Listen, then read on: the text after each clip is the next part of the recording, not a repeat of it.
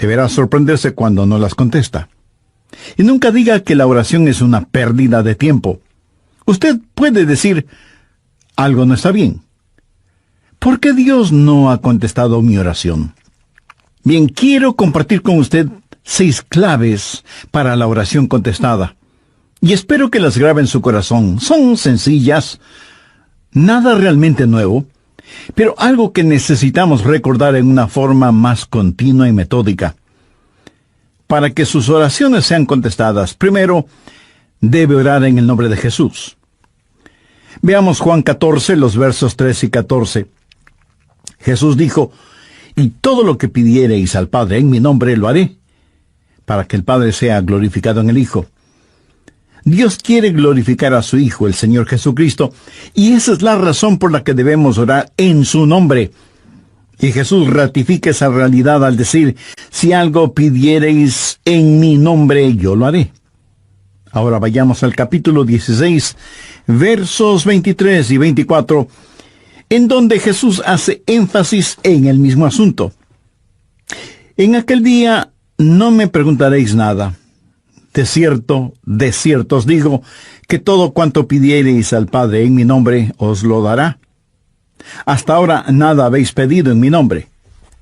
Pedid y recibiréis, para que vuestro gozo sea cumplido. Muéstreme una persona cuyas oraciones le son contestadas, y de seguro que esa persona está llena de gozo. Jesús también dijo en Juan 14, 6, yo soy el camino y la verdad y la vida. Nadie viene al Padre sino por mí. Y esa es la verdad en cuanto a la oración. No hay forma de llegar a Dios el Padre sino únicamente por medio de su Hijo Jesucristo. Supongamos que usted se pierde buscando una dirección en un lugar que no conoce. Así que detiene a una persona en la calle para que le ayude, y esa persona le dice, vaya derecho 3 cuadras más, luego vire a la derecha, verá una casa blanca con una cerca de madera, entonces vire a la izquierda, y esa es una calle sin salida. Recorra 3 cuadras más, vire a la derecha, y usted le interrumpe y le dice, un momentito, por favor, no puedo recordar todo eso, déjeme anotarlo. Y la persona que le está dando las direcciones le dice, ¿sabe qué? Yo estoy yendo en la misma dirección, permítame guiarle. Usted únicamente sígame. Esa persona no solo le señala el camino, sino que, por así decirlo, se vuelve el camino. Jesús no indica el camino, Jesús es el camino hacia el Padre, y cuando usted ora en el nombre de Jesús, Él le lleva a la presencia del Padre. Anote Efesios 2:18. Porque por medio de Él los unos y los otros tenemos entrada por un mismo Espíritu al Padre. ¿Qué significa orar en el nombre de Jesús? Significa orar con su autoridad. Cuando usted pone su firma en un cheque y se lo da a alguien, esa persona va al banco y lo efectiviza. El banco le entrega la cantidad de dinero estipulada en el cheque, porque ese cheque lleva su nombre, lleva su firma, y con su firma usted le autoriza al banco la entrega de ese dinero.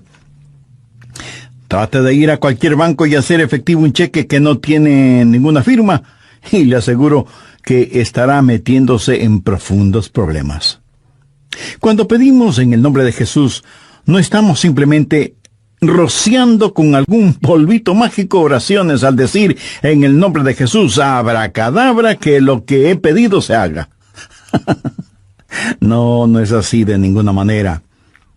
Orar en el nombre de Jesús significa, primero, obedecer su mandato.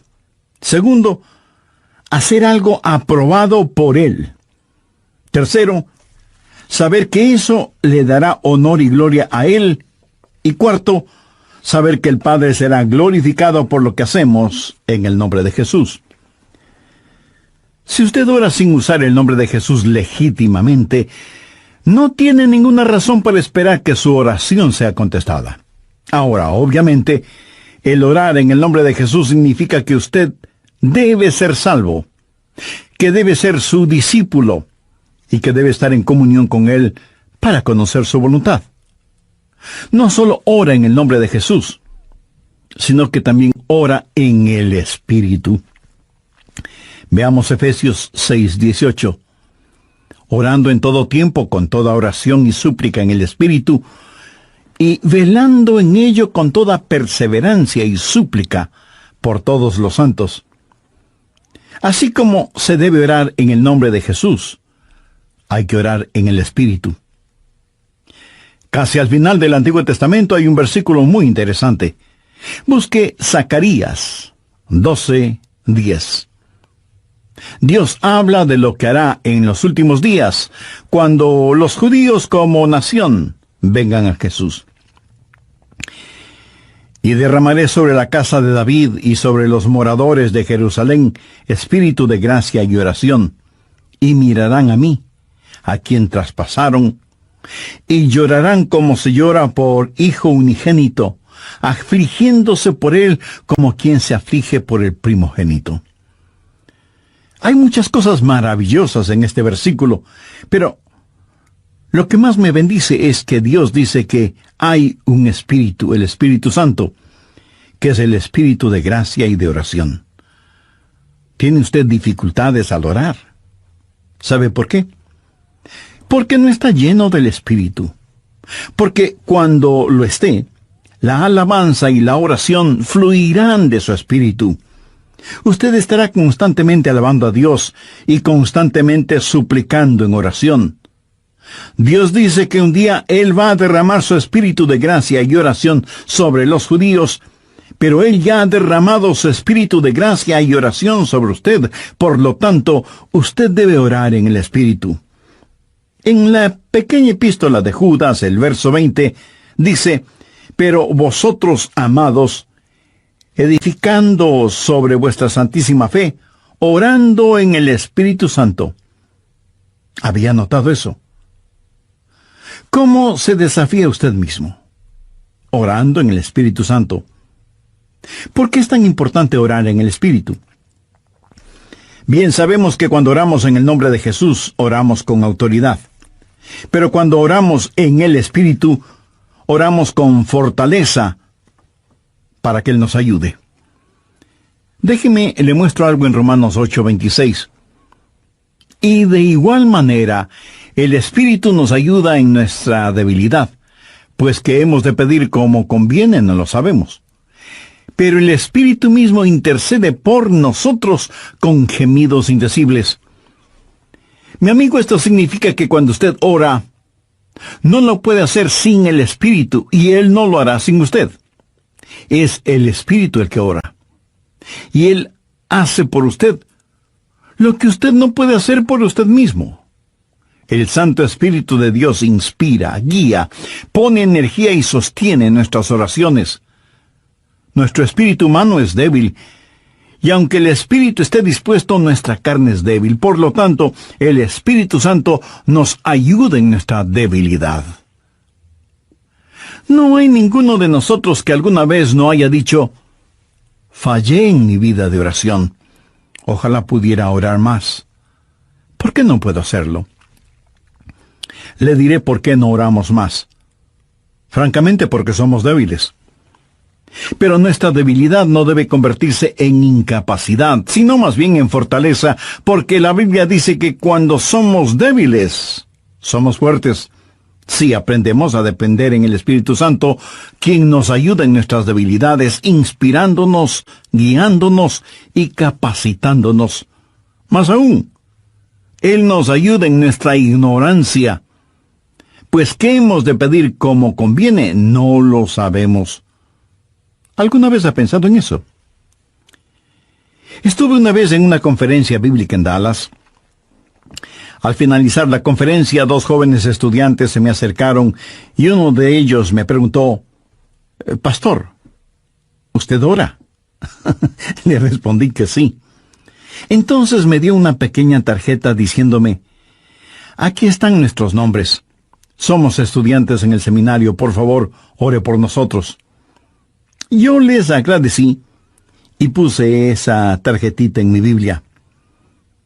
He orado por esos estudiantes, pero no creo que lo haya hecho en forma regular.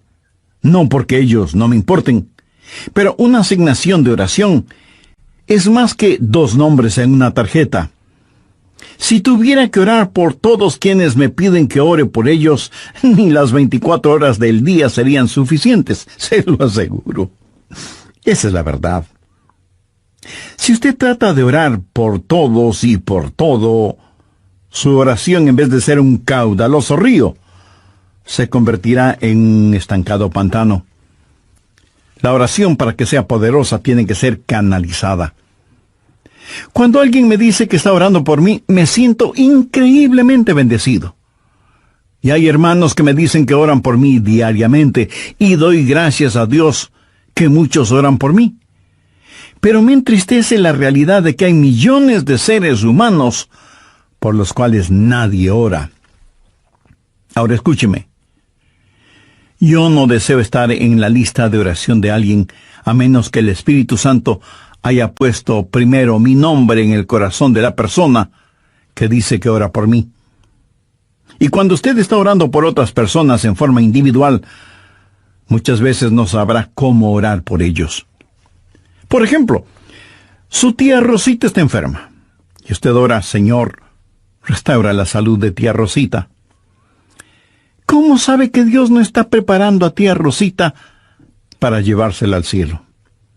Y usted ora para que tía Rosita todavía se quede en la tierra, mientras que, de acuerdo a Juan 17:24, Jesús ora y dice: Padre, aquellos que me has dado, quiero que estén donde yo estoy.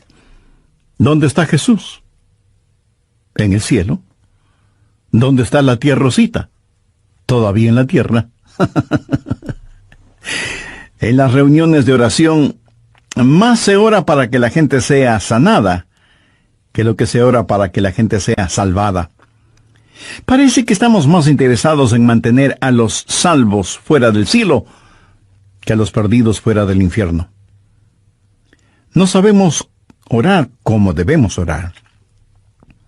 Cuando Saulo perseguía a los seguidores de Cristo, antes de que fuera el apóstol Pablo, me pregunto qué oraba la iglesia en relación con Saulo. Si yo hubiera vivido en esa época, seguro que hubiera orado: Señor, mira cómo este Saulo nos persigue. Elimínalo, evapóralo, Señor, haz algo con él. Y ciertamente, Dios hizo algo con él, pero no precisamente como se lo pedimos. Dios lo transformó en el poderoso apóstol Pablo. A veces no sabemos ni lo que pedimos. Por eso el Espíritu Santo, que intercede por nosotros, dice: Señor, esto es lo que Adrián está pidiendo, pero esto es lo que en realidad necesita. El Santo Espíritu de Dios nos ayuda en nuestras debilidades, cuando nosotros no sabemos cómo orar, por qué orar, o cuando no tenemos la fortaleza, ni la energía, ni el deseo de orar. E intercede con nosotros, como la Biblia lo dice en Romanos 6:26, pero el Espíritu mismo intercede por nosotros con gemidos indecibles. Ni usted ni yo, nadie puede orar como el Espíritu Santo puede hacerlo. Y la expresión gemidos indecibles era utilizada para describir los dolores de una mujer dando a luz. Eso, mi amigo, es orar en el Espíritu. Intercede por nosotros con gemidos indecibles, porque muchas veces nosotros no sabemos qué pedir. Algunos años atrás, yo viví la experiencia de un profundo dolor emocional y espiritual a tal grado que no podía ni siquiera articular una sencilla oración. Lo único que podía hacer era quejarme. Pero el Santo Espíritu de Dios escuchó mi oración, y Él llevó mi dolor, mi súplica, hasta el trono de la gracia y la misericordia de Dios. Entonces usted ora primero en el nombre de Jesús, segundo en el Espíritu Santo. Para orar en el nombre de Jesús, usted tiene que ser salvo. Y para orar en el Espíritu, usted tiene que ser lleno del Espíritu Santo de Dios. Tercero, usted debe orar en obediencia a Dios. Es una malvada necedad el esperar que Dios escuche sus oraciones, cuando usted no está viviendo en obediencia a Él.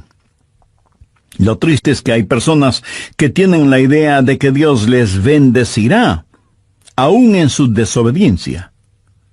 Razone esto un instante.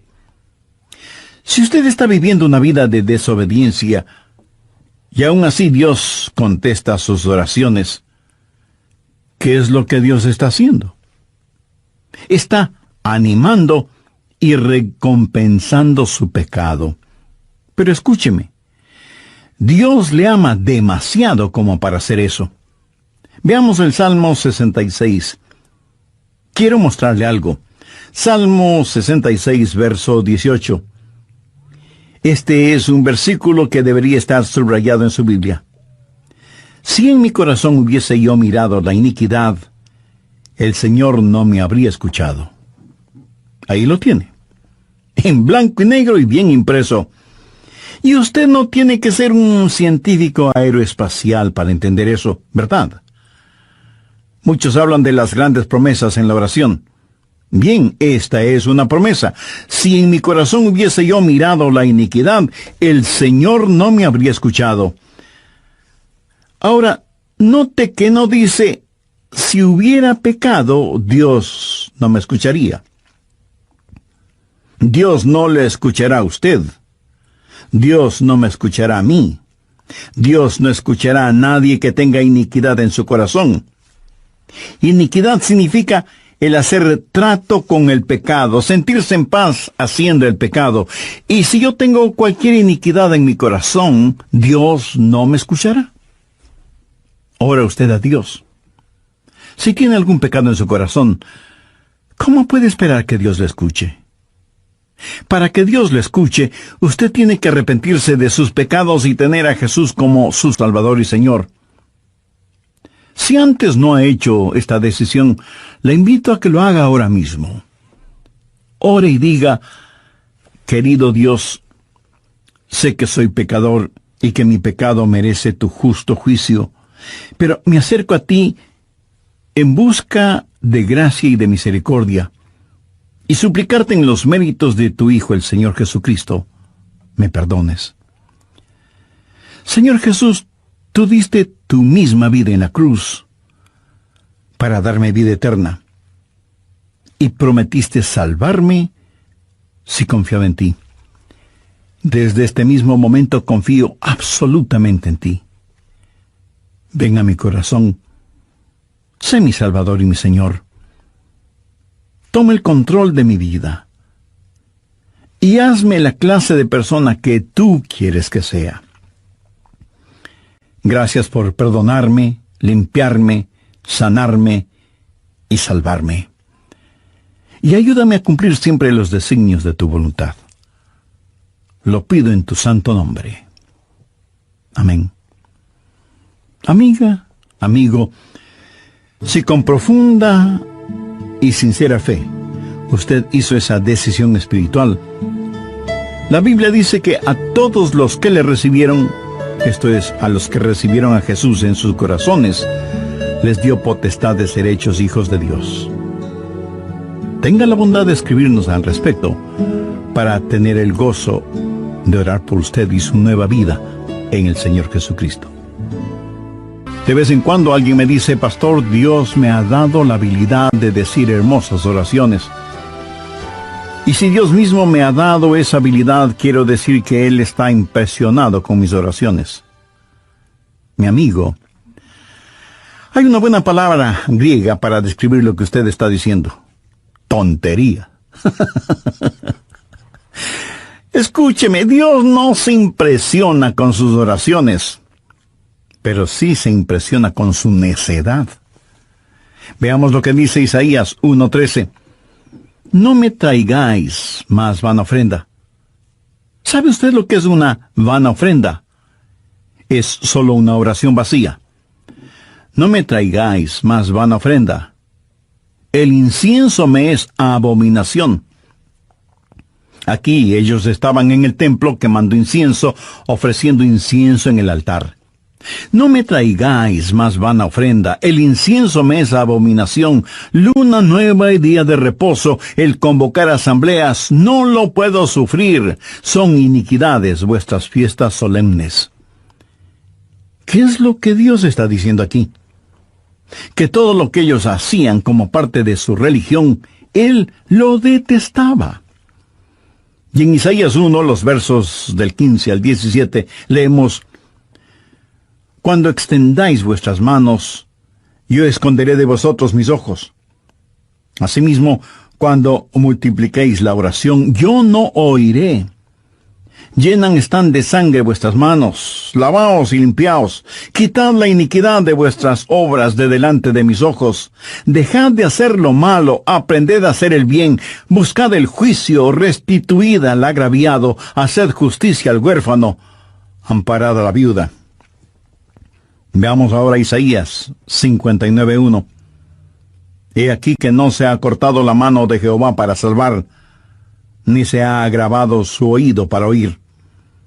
Dios no se ha vuelto manco ni sordo, pero vuestras iniquidades han hecho división entre vosotros y vuestro Dios, y vuestros pecados han hecho ocultar de vosotros su rostro para no oír.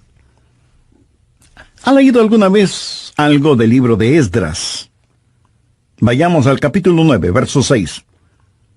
Esdras está orando y dice: Dios mío, confuso y avergonzado estoy para levantar, oh Dios mío, mi rostro a ti, porque nuestras iniquidades se han multiplicado sobre nuestra cabeza, y nuestros delitos han crecido hasta el cielo. Mi amigo, debemos orar en obediencia. Para resumir un poco todo esto, vamos a la primera epístola de Juan. No el Evangelio de Juan, sino la primera epístola de Juan, capítulo 3, verso 22. Y cualquier cosa que pidiéramos, la recibiremos de Él, porque guardamos sus mandamientos y hacemos las cosas que son agradables delante de Él. Los rebeldes jamás verán sus oraciones contestadas. Déjeme retroceder un poco las páginas de la historia. ¿Recuerda cuando Israel había conquistado Jericó? Y tuvieron que pelear contra un pequeño pueblito. No era ninguna gran ciudad. Un pueblito llamado Ai.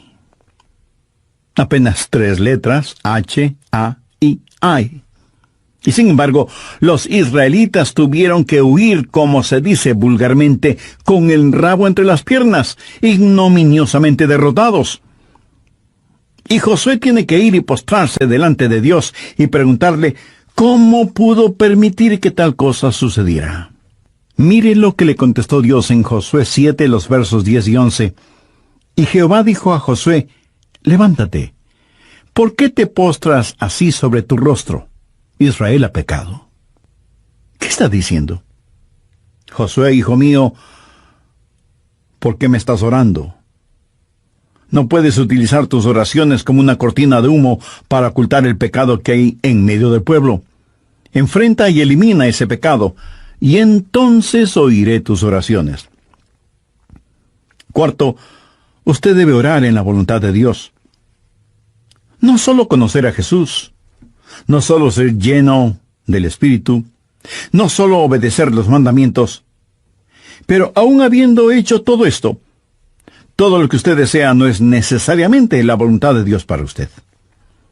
Anote 1 de Juan 5, versos 14-15. Y esta es la confianza que tenemos en Él, que si pedimos alguna cosa conforme a su voluntad, Él nos oye. Y si sabemos que Él nos oye en cualquier cosa que pidamos, sabemos que tenemos las peticiones que le hayamos hecho. Orar en la voluntad de Dios. Y usted no encuentra la voluntad de Dios simplemente por adivinación. Pastor, ¿cómo voy a conocer la voluntad de Dios? Bien, permítame hacerle una pregunta. ¿Quiere en realidad saberlo? Y usted me responde: bueno, no sé si quiera saberlo o no. Entonces le haré otra pregunta. ¿Quiere hacer la voluntad de Dios? Y usted me responde: sí, claro que sí. la quiere hacer realmente. Quiero decir, si Dios le dijera este mismo momento, hay algo que deseo que hagas, lo haría. ¿Sabe usted cuál sería la primera pregunta debido a nuestra naturaleza humana? ¿Qué es, Señor? Esa no debería ser la primera pregunta o la primera respuesta. Usted no puede contestar una pregunta con otra pregunta. Usted debe contestar esa pregunta con una afirmación. Adrián, hay algo que quiero que hagas. ¿Lo harás? Yo debo contestar, sí, Señor, lo haré. ¿Qué es lo que quieres que haga? Verá, la manera de conocer la voluntad de Dios no es sabiendo lo que es, sino comprometiéndose a hacerla aún antes de saber lo que es. Eso es confianza. Sencillamente diga, Señor, estoy listo, y haré lo que quiera que tú quieras que haga. Y aunque esa frase pueda trabar nuestra lengua, destraba nuestra capacidad de obediencia. Debo admitir que muchos tienen temor de la voluntad de Dios. De alguna manera se les ha metido la idea en la cabeza de que si se prestan para servicio bajo la voluntad de Dios, van a terminar como misioneros en el país de Salsipuedes, viviendo en una choza con piso de tierra y comiendo carne de serpiente o quién sabe qué otros exóticos alimentos. ¿Sabe qué? Pudiera ser que así suceda. La forma de conocer la voluntad de Dios es aceptando la voluntad de Dios antes de conocer cuál es la voluntad de Dios. Y aunque suena complicado lingüísticamente, espiritualmente no lo es. Pero usted me dice, pastor, quiero más detalles. Muy bien, le voy a dar más detalles. La voluntad de Dios es buena, perfecta y aceptable. Y si piensa que esto lo digo porque soy muy inteligente, pues siento desilusionarle.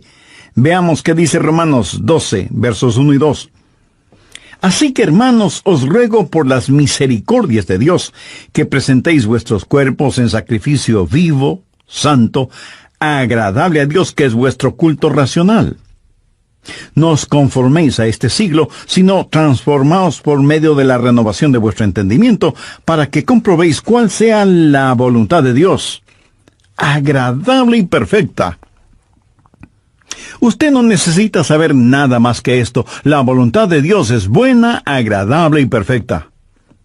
Preséntese usted mismo como un sacrificio vivo y santo delante de Dios, y usted, sin ninguna sombra de duda, conocerá y comprobará que la voluntad de Dios es siempre buena, agradable y perfecta.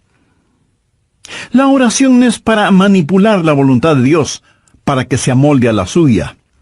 Es descubrir la voluntad de Dios y meterse de cabeza en ella. Pero escúcheme con atención. En última instancia, usted no encuentra la voluntad de Dios. La voluntad de Dios lo encuentra usted. Cuando su corazón está bien con Dios, usted presenta su cuerpo como un sacrificio vivo y rehúsa el ser amoldado por el sistema y los valores del mundo, para más bien ser transformado, renovado en su mente y empezar a pensar los pensamientos de Cristo y, por lo tanto, tener la capacidad de orar en la voluntad de Dios. Quinto, orar en comunión con los creyentes. Por favor, busque el Evangelio de Marcos, capítulo 11, los versos 25 y 26. Y cuando estéis orando, perdonad si tenéis algo contra alguno, para que también vuestro Padre que está en los cielos os perdone a vosotros vuestras ofensas. Porque si vosotros no perdonáis, tampoco vuestro Padre que está en los cielos os perdonará vuestras ofensas. Mi amigo, no se olvide que un pecado no perdonado es la más formidable barrera contra la oración. Tantas personas se preguntan por qué sus oraciones no son contestadas cuando están guardando tremendos resentimientos en su corazón. Le pregunto, Ese resentimiento, ese enojo, vale la pena tenerlo. Lo que es peor, vale la pena ir acumulándolo, guardándolo, hasta que por fin estalla, hiriendo no solo a quienes motivaron ese enojo, sino a usted mismo. La satisfacción carnal de guardar un resentimiento contra alguien no vale de ninguna manera la pena porque impide que nuestras oraciones sean contestadas. Escuché de una pequeña niña que una noche, por haberse portado mal, su mamá le mandó temprano a la cama. Pero antes de acostarse, la niña debía orar. Ella así lo hizo. Oró por su hermana y su hermano, oró por su papá y su abuelita, oró por sus amigas en la escuela, oró por su profesora, oró por su perro y por su gato, y finalizó con un alegre amén. Luego, mirando a su madre, le dijo: «Como habrás notado, mamá, tú no estuviste en mi oración». Me imagino que esa oración no habrá salido de ese cuarto, menos habrá llegado al cielo. Pero hay una profunda lección en esto. Sería una temeraria necedad si alguien, teniendo un espíritu no perdonador, pretende que sus oraciones sean contestadas. Y esto es verdad de manera especial entre marido y mujer. En 1 Pedro 3:7 leemos: «Vosotros maridos igualmente, vivid con ella sabiamente, dando honor a la mujer como a vaso más frágil y como a coherederas de la gracia de la vida». ¿Para qué? Para que vuestras oraciones no tengan estorbo.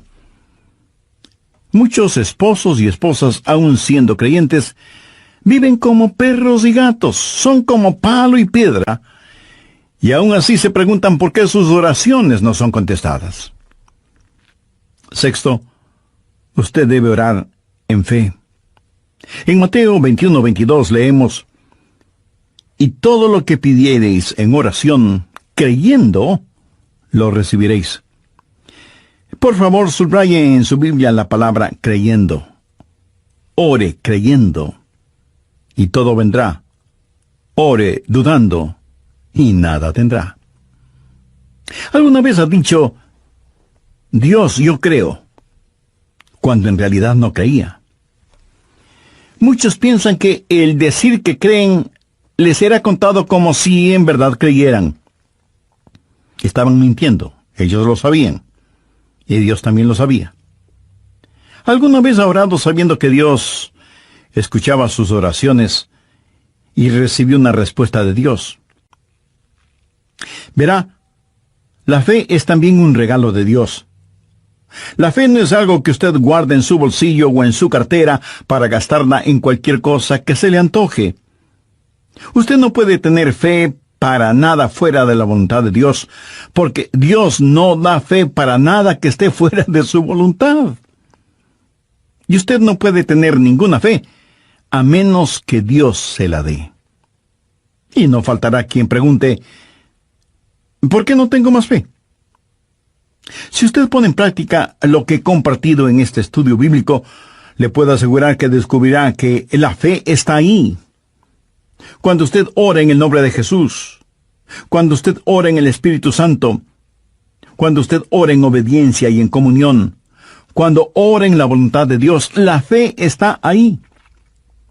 Pero si estos elementos espirituales no están ahí, tampoco estará la fe. Ustedes, esposos, han tenido alguna vez un argumento. Y si me dice que no, con toda mi cariñosa cortesía le diré que son mentirosos.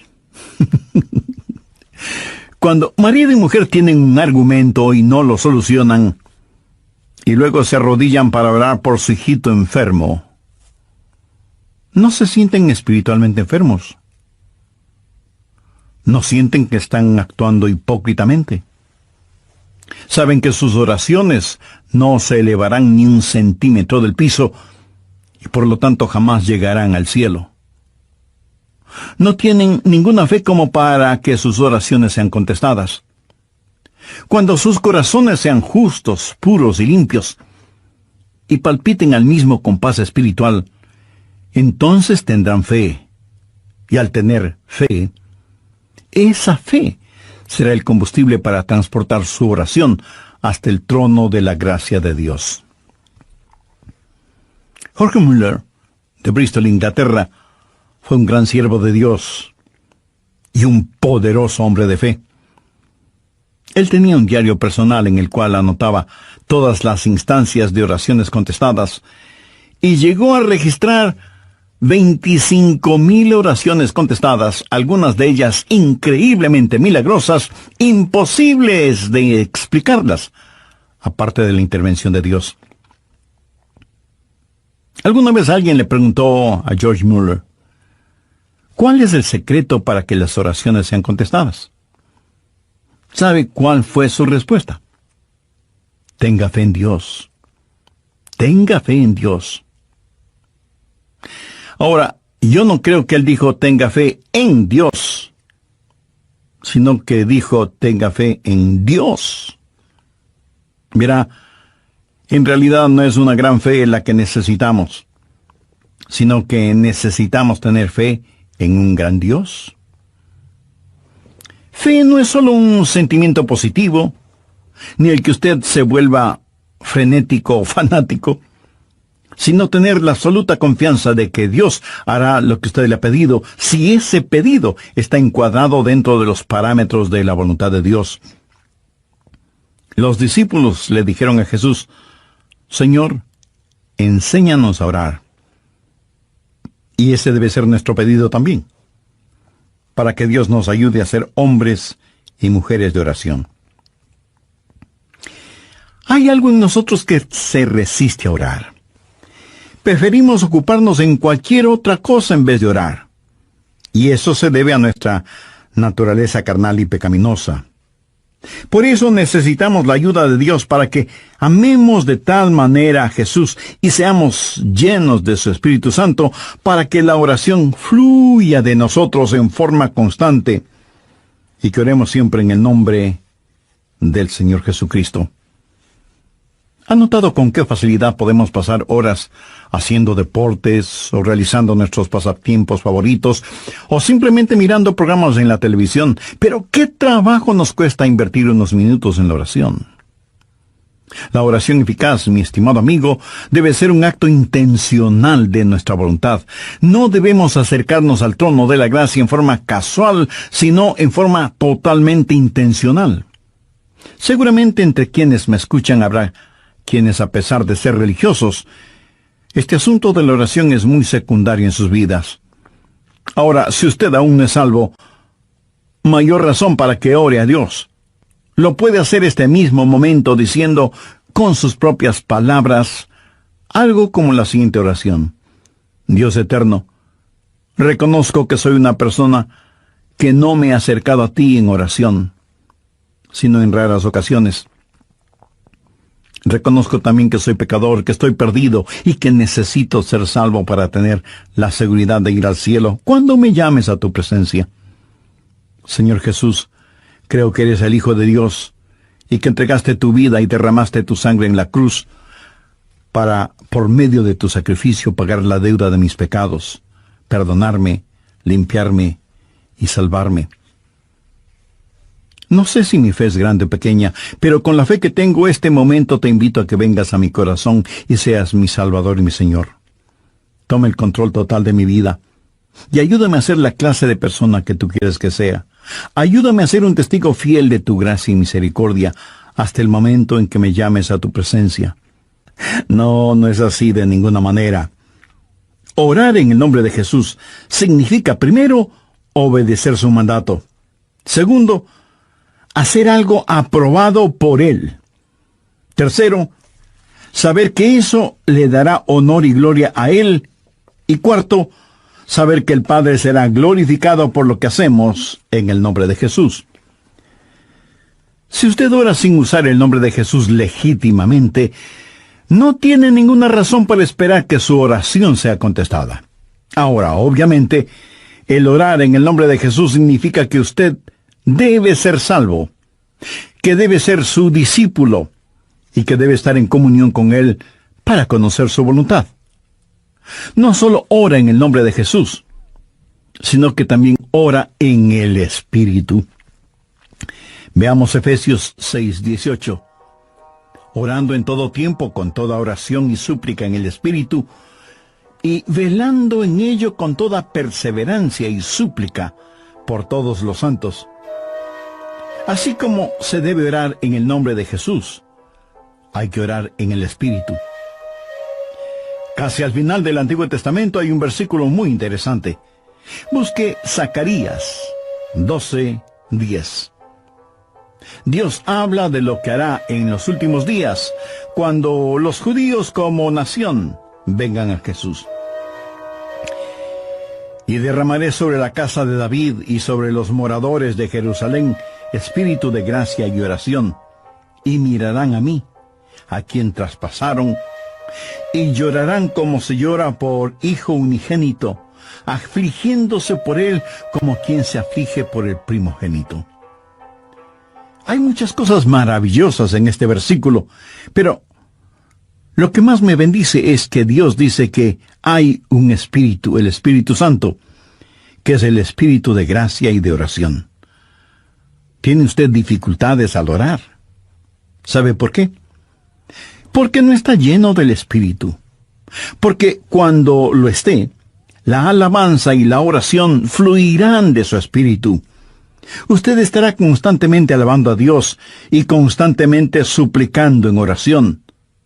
Dios dice que un día Él va a derramar su espíritu de gracia y oración sobre los judíos, pero Él ya ha derramado su espíritu de gracia y oración sobre usted. Por lo tanto, usted debe orar en el Espíritu. En la pequeña epístola de Judas, el verso 20, dice: «Pero vosotros, amados, edificando sobre vuestra santísima fe, orando en el Espíritu Santo». ¿Había notado eso? ¿Cómo se desafía usted mismo? Orando en el Espíritu Santo. ¿Por qué es tan importante orar en el Espíritu? Bien, sabemos que cuando oramos en el nombre de Jesús, oramos con autoridad. Pero cuando oramos en el Espíritu, oramos con fortaleza para que Él nos ayude. Déjeme, le muestro algo en Romanos 8:26. Y de igual manera, el Espíritu nos ayuda en nuestra debilidad, pues que hemos de pedir como conviene no lo sabemos. Pero el Espíritu mismo intercede por nosotros con gemidos indecibles. Mi amigo, esto significa que cuando usted ora, no lo puede hacer sin el Espíritu, y Él no lo hará sin usted. Es el Espíritu el que ora. Y Él hace por usted lo que usted no puede hacer por usted mismo. El Santo Espíritu de Dios inspira, guía, pone energía y sostiene nuestras oraciones. Nuestro espíritu humano es débil, y aunque el Espíritu esté dispuesto, nuestra carne es débil. Por lo tanto, el Espíritu Santo nos ayuda en nuestra debilidad. No hay ninguno de nosotros que alguna vez no haya dicho: «Fallé en mi vida de oración. Ojalá pudiera orar más. ¿Por qué no puedo hacerlo?». Le diré por qué no oramos más. Francamente, porque somos débiles. Pero nuestra debilidad no debe convertirse en incapacidad, sino más bien en fortaleza, porque la Biblia dice que cuando somos débiles, somos fuertes. Si aprendemos a depender en el Espíritu Santo, quien nos ayuda en nuestras debilidades, inspirándonos, guiándonos y capacitándonos. Más aún, Él nos ayuda en nuestra ignorancia. Pues ¿qué hemos de pedir como conviene? No lo sabemos. ¿Alguna vez ha pensado en eso? Estuve una vez en una conferencia bíblica en Dallas. Al finalizar la conferencia, 2 jóvenes estudiantes se me acercaron y uno de ellos me preguntó: «Pastor, ¿usted ora?». Le respondí que sí. Entonces me dio una pequeña tarjeta diciéndome: «Aquí están nuestros nombres. Somos estudiantes en el seminario. Por favor, ore por nosotros». Yo les agradecí y puse esa tarjetita en mi Biblia. He orado por esos estudiantes, Pero no creo que lo haya hecho en forma regular. No porque ellos no me importen. Pero una asignación de oración es más que 2 nombres en una tarjeta. Si tuviera que orar por todos quienes me piden que ore por ellos, ni las 24 horas del día serían suficientes, se lo aseguro. Esa es la verdad. Si usted trata de orar por todos y por todo, su oración, en vez de ser un caudaloso río, se convertirá en un estancado pantano. La oración, para que sea poderosa, tiene que ser canalizada. Cuando alguien me dice que está orando por mí, me siento increíblemente bendecido. Y hay hermanos que me dicen que oran por mí diariamente, y doy gracias a Dios que muchos oran por mí. Pero me entristece la realidad de que hay millones de seres humanos por los cuales nadie ora. Ahora escúcheme. Yo no deseo estar en la lista de oración de alguien, a menos que el Espíritu Santo haya puesto primero mi nombre en el corazón de la persona que dice que ora por mí.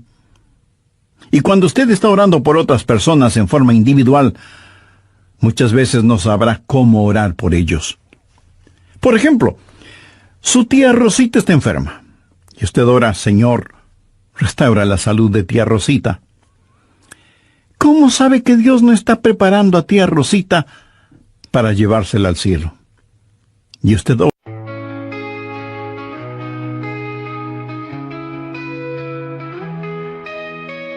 Lost in the rhythm of the wind, streams whisper secrets to my soul. In a world of alternative rock where indie rock takes control, our rock paints a picture so vivid, where your female vocals sing so sweet, melodic tones that captivate in this experimental retreat. Deep within the music's embrace, I find solace in this space, where the lyrics intertwine with the beats of time. Layers of sound surround me, like a symphony of the mind. An art rock masterpiece unfolding in a melody so kind. Each note a brushstroke of emotion, painting hues of every shade. The female vocals breathe life into a song that won't fade. Deep within the music's embrace, I find solace in this space, where the lyrics intertwine with the beats of time. As the music evolves and shifts, I surrender to its gift, an experimental journey where the deep meets the sea. Deep within the music's embrace, I find solace in this space, where the lyrics intertwine with the beats of time. The final chord fades away in this chill melodic play, a song that lingers in the air, leaving traces everywhere.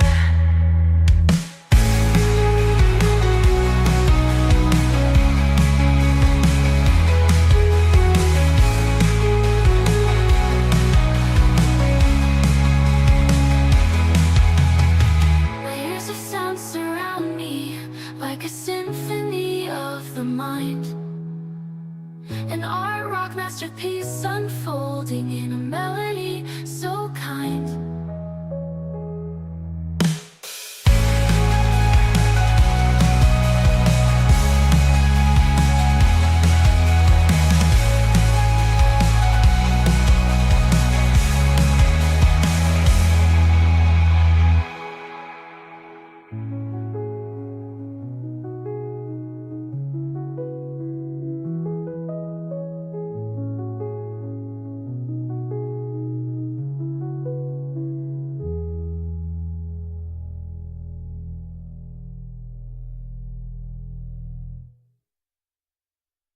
Ora para que tía Rosita todavía se queda en la tierra, mientras que de acuerdo a Juan 17:24, Jesús ora y dice: Padre, aquellos que me has dado quiero que estén donde yo estoy.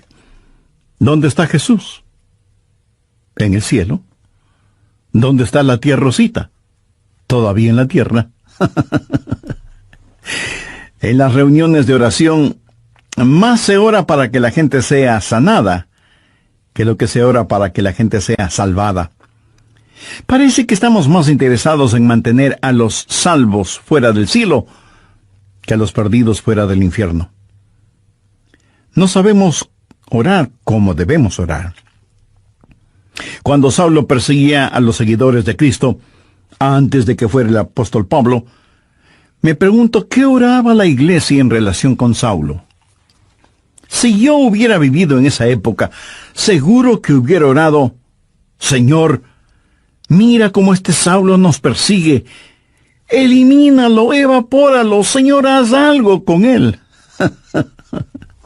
Y ciertamente, Dios hizo algo con él, pero no precisamente como se lo pedimos. Dios lo transformó en el poderoso apóstol Pablo. A veces no sabemos ni lo que pedimos.